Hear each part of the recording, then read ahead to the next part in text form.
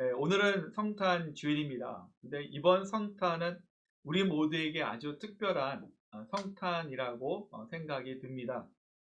2020년 팬데믹으로 인해서 정치적으로나 사회적으로나 또 경제적으로 참 불안하고 혼란한 한 해를 우리가 지내고 있습니다.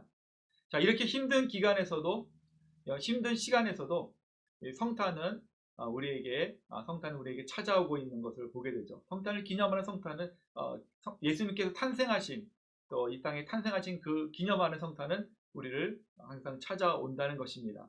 그리고 오늘 성탄 주일을 맞이해서 우리가 예배를 드리고 있습니다.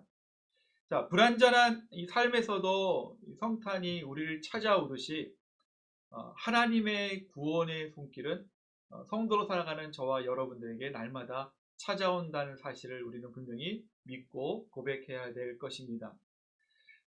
우리가 살고 있는 이 세상 일로 인해서 우리가 실망할 수 있고 좌절할 수 있습니다. 그러나 실망과 절망에 또 좌절감에 빠지지 마시기 바랍니다. 왜냐하면 우리 모두는 세상을 쫓아 사는 사람들이 아니라 예수님을 따라가는 삶을 살고 있기 때문입니다. 예수님을 따라가는 인생으로 우리는 살고 있기 때문이라는 것이죠. 오늘 이야기는 하나님이 보여주신 그 특별한 별을 발견한 이 동방 박사들이 그 별을 찾아 나서는 내용의 이야기입니다. 동방 박사 하면 뭐 여러 가지 여러분들 많이 들으셨고 또 영화를 통해서 많이 보셔서 아시겠지만 이 동방 박사들은 어떤 사람인가? 우리가 흔히 알고 있는 일반적인 점쟁이들은 아닙니다. 고대 시대의 그 페르시아 지역에서 이 천문학, 이 별을 연구하는 이 점성가들이었습니다. 하늘의 별들을 연구하는 중에 어느 날 이 특별한 별 하나를 발견하게 됩니다. 그리고 그 특별한 별이 장차 유대 땅에 탄생하게 될 메시아라는 것을 그들이 깨닫게 된다는 사실이죠. 저희는 이 말씀을 이렇게 보면서 그럼 동방 박사들은 어떻게 메시아를 상징하는 그 별을 발견할 수 있었을까 생각해 보게 됩니다. 자, 그들이 어떻게 그들이 발견한 별이 메시아를 상징하는 별인가 알고 있었을까요? 당시에 이 페르시아 지역에는 그 전에 바벨론 제국에 로 인해서 포로 생활했던 유대인들이 많이 살고 있었습니다. 그러니까 유대인들 중에 많은 유대인들이 이 메시아에 대한 신앙과 사상을 가지고 있었고 또 그들이 나누고 그들이 공부하는 그 메시아에 대해서 이 동방 박사들도 간접적으로 지식적으로 알고 있었다고 우리는 추측해 볼 수 있겠죠. 그러나 한 가지 분명하고 확실한 사실이 있습니다. 그것은 무엇이냐면 하나님께서 이방인이었던 이 동방 박사들의 마음에 메시아라는 확신, 또 별을 바라볼 때 그 특별한 별이 상징하고 있는 그 메시아라는 것을 영적으로 깨달을 수 있도록 하나님께서 특별한 섭리 가운데 그들을 이끌어 가셨고 인도해 주셨다는 사실입니다. 자, 그러면 하나님께서 왜 많은 사람들 중에 이 동방 박사들을 선택하셔서 그들에게 메시아를 상징하는 별을 보여주실 수 있었을까? 우리는 또 다른 질문을 하게 된다는 것이죠. 사랑하는 여러분, 메시아, 이 땅에 구원자로 오시는 예수님에 대한 이 탄생은 유독 이스라엘 백성들, 유대인들에게만 주시는 기쁜 소식이 아닙니다. 하나님의 구원의 계획은 유대인들과 이방인들, 모든 나라와 모든 민족들이 하나님의 구원의 계획에 있다는 것을 이 동방 박사들을 사용하시는 그 하나님의 이 섭리와 인도하심을 통해서 보여주고 있는 것입니다. 우리는 이것을 분명히 알아야 되겠죠. 그래서 예수님의 탄생은 소수의 유대인들에게만 주시는 기쁨을 위해서 기쁨의 소식이 아니라 그 당시에 모든 소외된 사람들과 모든 이방인들, 모든 열방들에게 동일한 구원의 기쁨의 소식이라는 것을 하나님께서 말씀하고 계시다는 사실입니다. 동방 박사들은 이 특별한 별을 발견하면서 이제 별을 쫓아가기로 결단하고 이 페르시아 땅을 떠나서 예루살렘을 거쳐서 이 베들레헴까지 아주 긴 여행에 그들이 그 여행을 통해서 별을 쫓아가게 됩니다. 그리고 별빛이 멈춘 이 베들레헴에서 아기 예수님을 그들이 만나게 되고 또 경배하는 그 예수님께 경배하는 모습이 장면이 오늘 함께 우리가 읽은 내용의 말씀입니다. 자, 그러면 오늘 성탄 주일을 맞이해서 이 말씀을 통해서 우리에게 주시는 특별한 은혜의 말씀은 무엇일까? 여러분들과 함께 세 가지의 은혜의 말씀을 나누기를 원합니다. 특별히 우리에게 주신 이 말씀을 통해서 주시는 특별한 메시지가 있어요. 그것은 무엇이냐면 동방박사들이 메시아의 별을 쫓아서 따라서 그 별을 만나기 위해서 긴 여행을 가듯이 우리들에게 성도로서 우리가 이 땅에 살아가면서 우리들에게 주신 그 마치 믿음의 여정과 같다는 거예요. 믿음의 여정과 같다는 것입니다. 그 믿음의 여정을 통해서 우리가 예수님을 따라가야 된다는 것을 성경 우리에게 강조하고 있는 것이죠. 자, 그러면서 우리에게 주시는 교훈의 말씀을 함께 살펴보도록 하겠습니다. 자, 본문의 말씀을 보면은 이 메시아 탄생 소식이 전해지면서 이 두 종류의 사람들의 반응을 극과 극의 반응을 살펴보게 됩니다. 우리 본문의 말씀 중에 2절 말씀 함께 보겠습니다. 마태복음 2장 2절 말씀. 유대인의 왕으로 나시니가 어디 계시냐? 우리가 동방에서 그의 별을 보고 그에게 경배하러 왔노라 하니.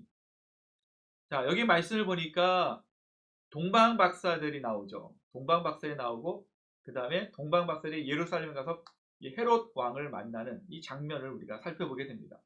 이 두 종류의 사람, 먼저 동방박사들의 반응을 보면 그들은 메시아를 상징하는 별을 보고 여행을 떠납니다. 그 별이 가리키고 인도하는 곳을 통해서 메시아를 만나기 위해서 아기 예수님을 위해서 여행을 하는데 그들의 여행 목적이 분명히 나와 있어요. 무엇입니까? 경배하기 위해서, 예배하기 위한 그런 확실한 목적을 가지고 그들은 긴 여행을 시작하게 되었다는 것이죠. 자, 그런데 이 헤롯 왕을 한번 볼까요? 헤롯 왕은 여기 말씀을 보니까 동방박사들의 말을 듣고 충격에 빠지게 됩니다. 여러분들 그 2절 말씀, 3절 말씀 한번 보세요. 여러분들 오픈한 성경 말씀 보면 헤롯 왕과 온 예루살렘이 듣고 소동한지라, 이 소동하였다라는 단어를 보게 됩니다. 이 소동이라는 단어는 어떤 단어냐면 두려움, 당황함, 그 다음에 걱정됨, 이러한 단어, 이러한 의미를 가지고 있습니다. 그러니까 헤롯 왕은 동방박사들의 말을 듣고 너무나 당황한 것입니다. 그리고 마음에 너무나 두려움을 갖게 되었습니다. 이유가 무엇일까요? 유다 땅의 왕은 자기인데 또 다른 왕이 출현하고 또 다른 왕이 세워진다는 그 이야기가 그 사람에게는, 헤롯 왕에게는 충격적인 이야기로 와닿았다는 것이죠. 그러다 보니까 너무 두려웠고 당황하고 무서웠습니다. 동방박사들에게 겉으로는 나도 탄생하실 그 메시아를 만나면, 그 왕을 만나면 나도 경배하겠다라고 이야기하지만 속마음은 너무나 불편했고 오히려 탄생하게 될 예수님을 죽이고 싶은 그런 마음을 가지고 있었다는 것이죠. 자, 저는 이 두 부류의 사람들, 동방박사들과 이 헤롯 왕의 이 반응을 보면서 우리의 신앙에 한번 비추어 봤으면 좋겠습니다. 우리가 예수님을 따르는 여러 가지 목적이 있어요. 여러 가지 이유가 있습니다. 근데 중요한 건 뭐냐면 우리 모두가 동일하게 가져야 될 한 가지 동일한 목적이 있어야 됩니다. 그것은 무엇이냐면 예수님을 따르는 것. 그건 경배하기 위함입니다. 하나님을 예배하기 위함이다. 예배와 경배를 위해서 우리가 주님을 따라간다는 확실한 목적과 이유를 가지고 있어야 된다는 것입니다. 자, 그런데 우리는 때로 이 헤롯 왕이 가지고 있었던 그 마음들, 아니 왜 내가 왕인데 왜 또 다른 왕이 필요해? 내가 이 나라를 잘 다스리는데 왜 또 다른 다스릴 수 있는 권세 잡은 자가 이 땅에 오게 되지? 라고 의문을 갖고 있듯이 오늘날 우리가 성탄을 맞이하면서 이 성탄이 많이 왜곡되는 걸 보게 돼요. 성탄의 주인공 대신 예수님을 우리가 경배해야 되는데 성탄의 주인공 대신 예수님이 있을 그 자리에 우리가 필요한 선물을 놓고 우리가 좋아하는 음식을 놓고 또 우리가 원하는 그런 휴식의 날들을 집어넣을 때가 너무나 많다는 것입니다. 사랑하는 여러분, 오늘 주시는 이 장면을 통해서, 이야기를 통해서 첫 번째 우리에게 주시는 그런 메시지가 있습니다. 주님을 따르는 목적 중에 가장 첫 번째 중요한 것은 주님을 경배하기 위해, 주님을 예배하기 위함이라는 것을 분명히 믿으시길 바랍니다. 예배는 모든 구원받은 하나님의 자녀들, 성도들이 마땅히 행할 바입니다. 신앙생활의 가장 첫 번째가 되고 가장 중요한 것입니다. 예배 생활, 또 우리가 온전한 예배를 드리지 못한다면 우리의 신앙생활의 전체 그런 기둥들, 그 축들이 흔들릴 수 있기 때문입니다. 또 한 가지는 하나님께서 우리 모두를 창조하신 목적이 무엇입니까? 이 땅을 창조하신 목적이 뭐고 인간을 창조하신 목적이 무엇일까요? 그것은 모든 만물을 통해서 예배받기를 원하신다는 겁니다. 우리의 예배를 통해서 우리 하나님은 기뻐하신다는 것을 여러분들 믿으시기를 바랍니다. 그런 의미에서 우리가 팬데믹을 경험하고 있습니다.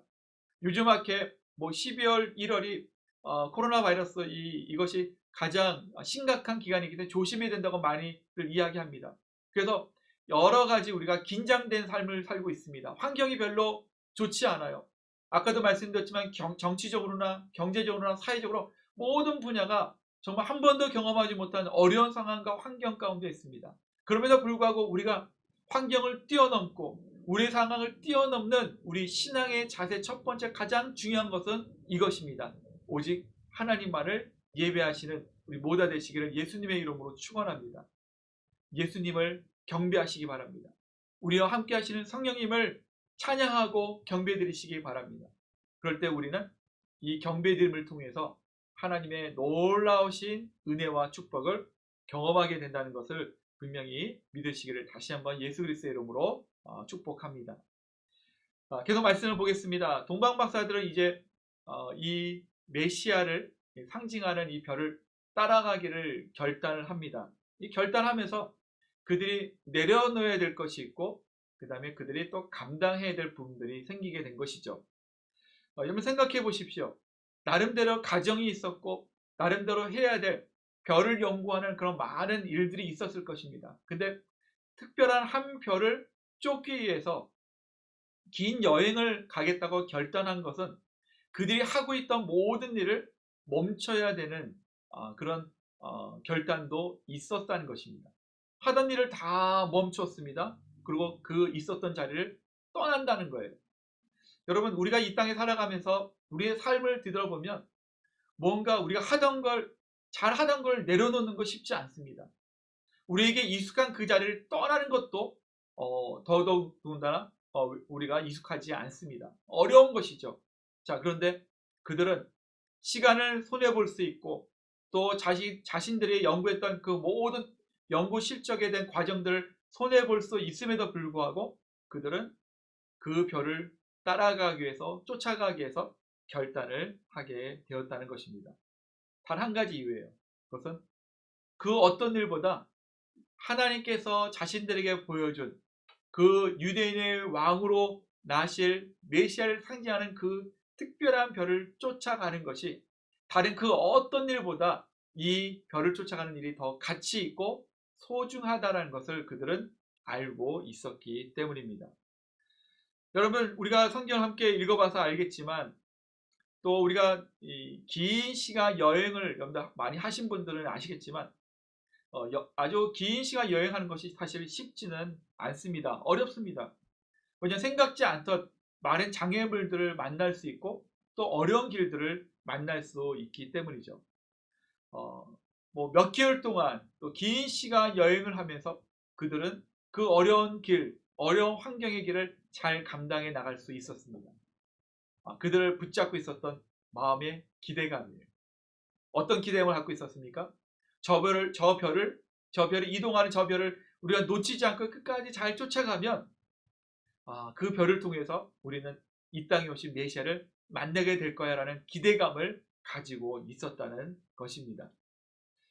저는 이 동방박사들의 이 긴 여행을 보면서 마치 우리의 인생, 우리의 그 신앙생활과 같다는 생각이 듭니다. 우리의 믿음의 여정과 같은 것 같아요.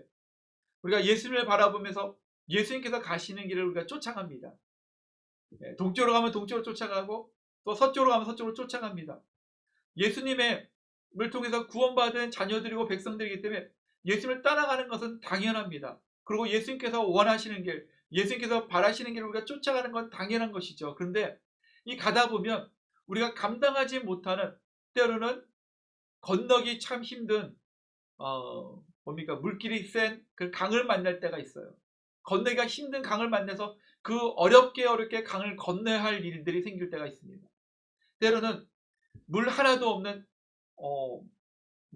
이 사막을 지나갈 때가 있죠. 아무것도 보이고 좀 뜨거운 햇볕 가운데 걸어야 될 그 사막의 길을 우리가 건너갈 때가 있다는 것입니다. 또 어떤 길이 있을까요? 광야의 길이 있어요. 먹을 것이 없고 정말 여러 가지 위험 요소가 많이 있는 그런 광야 생활을 할 때가 있다는 것입니다. 그러나 중요한 것은 우리가 예수님을 따라가는 길은 우리가 강을 만나고 사막을 만나고 또한 광야를 만날지라도 그곳에 예수님께서 함께 하시기 때문에 이 모든 것들을 우리는 감당해 나갈 수 있다는 사실을 믿으시기를 바랍니다. 자, 그런 의미에서 사도 바울은 이 빌립보서 4장 13절 말씀이죠. 이렇게 고백합니다. 빌립보서 4장 13절 말씀. 내게 능력 주시는 자 안에서 내가 모든 것을 할 수 있느니라. 사도 바울은 내가 예수님을 믿고 있기 때문에 그 믿음을 통해서 내가 끝까지 주님을 따라간다면 내가 믿고 고백하는 그 주님의 능력을 통해서 모든 환경을 감당해 나갈 수 있다라고 고백하고 있는 것입니다. 자, 두 번째 우리에게 주시는 중요한 메시지는 이것입니다. 예수님에 대한 믿음을 가지고 주님을 따라가시기 바랍니다. 믿음을 가지고 따라가시기 바랍니다. 동방박사들은 기대감을 가졌는데 그 기대감을 통해서 목적지까지 도착했잖아요. 우리는 기대감 이상의 확실한 믿음이라는 것을 하나님께서 우리에게 선물로 주셨고 그 믿음을 통해서 우리가 주님을 쫓아가고 있지 않습니까? 따라가고 있지 않습니까? 그 믿음을 통해서 우리에게 감당할 은혜와 능력을 주신다는 것을 우리는 분명히 믿고 고백해야 될 것입니다. 성경 말씀 보니까 이 동방박사들이 이 기대감을 가지고 또 만나게 된다는 그 기대감을 가지고 베들레헴에 도착했잖아요. 그리고 그들의 이 모습 속에 이렇게 고백합니다. 10절 말씀 보니까 제가 한번 읽어드릴게요. 그들이 별을 보고 매우 크게 기뻐하더라. 그냥 기뻐하는 것이 아니라 기뻐하고 또 기뻐하더라. 이 갑절의 기쁨이 그들의 마음속에 채워진 것입니다. 사랑하는 여러분, 우리는 우리에게 주신 그 믿음을 통해서 우리가 경험할 수 있는 것이 있어요. 그것은 기쁨이에요.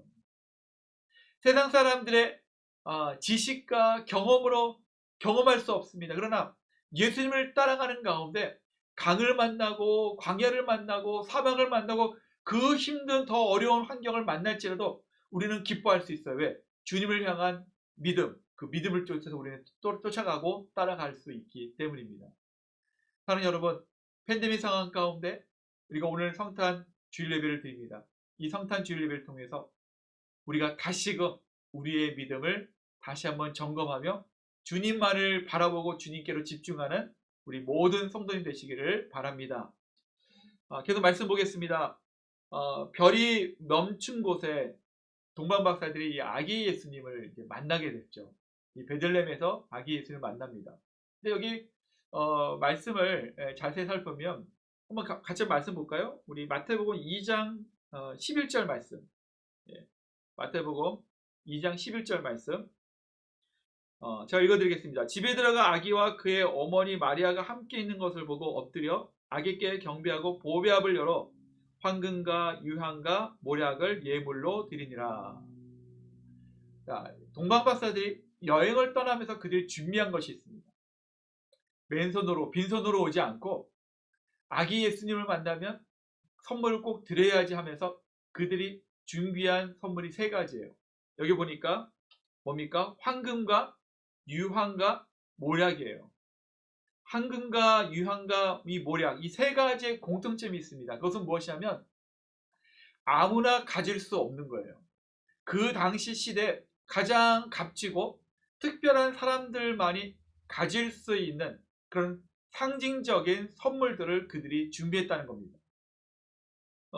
특별히 황금은 어떤 겁니까? 변하지 않는 거죠. 모든 불순물이 있지 않은 아주 깨끗한 그런 순수한 아름답고 비싼 이런 황금을 그들이 예수님께 드립니다. 이 황금을 통해서 유대인의 왕으로 오신 것을 상징하는 그러한 마음으로 드렸다는 것이죠. 유황은 어떤 것일까요? 가장 값진 향 중의 향으로 제사를 드릴 때, 어떤 행사를 할 때 사용하는 아주 값비싼 유황이라고 합니다. 이 유향을 통해서 예수님의 신적인 그런 예수님의 그 신성을 상징한다고 그러죠. 세 번째, 모략을 드립니다. 이 모략은 아주 비싼 액체예요. 아주 비싼 액체인데 시체가 썩지 않게 하는 방부제 역할을 한다고 합니다. 예수님의 고난과 죽음을 상징하고 있죠. 저는 오늘 이 말씀을 통해서 이 세 가지의 선물에 대해서 이 가지고 있는 그런 영적인 의미를 나누기보다는 이 세 가지의 세 가지 내용들을 드리는 이 동방박사들의 이 마음을 함께 나누고자 합니다. 가장 비싸고 가장 값지고 최상의 선물을 준비한 그들의 이 마음을 함께 나누고자 합니다. 어떤 마음일까요? 유대의 왕으로 또 이 땅에 메시아로 오신 그 예수님께 우리가 최선을 다해서 선물을 드리고자 하는 그런 헌신된 마음으로 왔다는 것입니다. 자, 우리 세 번째 우리에게 주시는 그 말씀의 그 메시지는 이것입니다. 우리가 주님을 따라갈 때 예수님에 대한 헌신된 마음이 있어야 된다는 거예요. 동방박사들이 가장 최상의 선물을 드렸습니다. 제가 말씀드린 것은 가장 비싸고 가장 좋고 가장 많은 그런 숫자들을 드려야 된다라고 말씀드린 건 아니에요. 이 동방박사들의 마음속에 한 번도 만나지 않은 예수님, 아기 예수님이지만 그들의 마음속에 메시아라는 그런 감격과 기대하는 마음을 가지고 최상의 마음을 다해서 준비했다는 거죠. 최상의 것을 마음을 다해서 드렸다는 거예요. 자, 그런 의미에서 저는 우리가 주 앞에 헌신할 때 우리 주님께서 가장 기뻐하는 헌신은 어떤 것인가? 물질을 많이 드리는 것, 또한 많은 시간을 우리가 헌신하는 것, 또 우리가 가지고 있는 많은 재능을 주 앞에 드리는 것 너무 중요하겠지만 우리 주님께서 가장 첫 번째로 중요하게 여기는 마음은 마음에서 진실한 마음에서 시작된 온전한 헌신을 기뻐하신다는 것을 우리는 분명히 알아야 될 것입니다. 그래서 여러분, 우리 모두가 주 앞에 헌신해야 되잖아요. 또 헌신을 원하시잖아요. 그 헌신의 그 출발은 우리의 마음에서부터 시작된다는 것을 우리는 분명히 알고 깨달아야 된다는 것입니다. 마음에서 진실한 마음, 정성이 담긴 마음으로 주 앞에 예배하시고 그 마음을 가지고 주의 말씀을 읽으시고 그 마음을 가지고 주 앞에 헌신하시고 또 물질을 드리시고 또 여러분들의 시간을 드리시고 또 여러분들의 은사와 재능을 드리시기를 주님의 이름으로 축원합니다. 말씀을 맺겠습니다. 오늘은 성탄 주일입니다. 그리고 이번 금요일은 성탄 축하 예배로 우리 함께 다시 한번 또 주 앞에 예배하게 될 것입니다. 참 불안하고 혼란한 2020년 성탄을 맞이하면서 저는 이 어려운 상황 가운데 유일한 소망의 빛 대신 주님만을 바라보며 주님만을 믿고 나가는 우리 성도님 되시기를 다시 한번 예수님의 이름으로 축복하기를 원합니다. 자, 그러면서 하나님을 예수님을 따라가면서 오직 하나님을 예배하는 성도로 살아가시기 바랍니다. 그 예배하는 그 가운데 믿음을 가지고 또 헌신된 마음을 가지고 예배하며 또 예수 그리스도를 따라가는 주님의 온전한 제자요, 성도요, 또 하나님의 자녀로 또 살아가는 우리 모든 성도들 되시기를 다시 한번 예수 그리스도의 이름으로 축복합니다.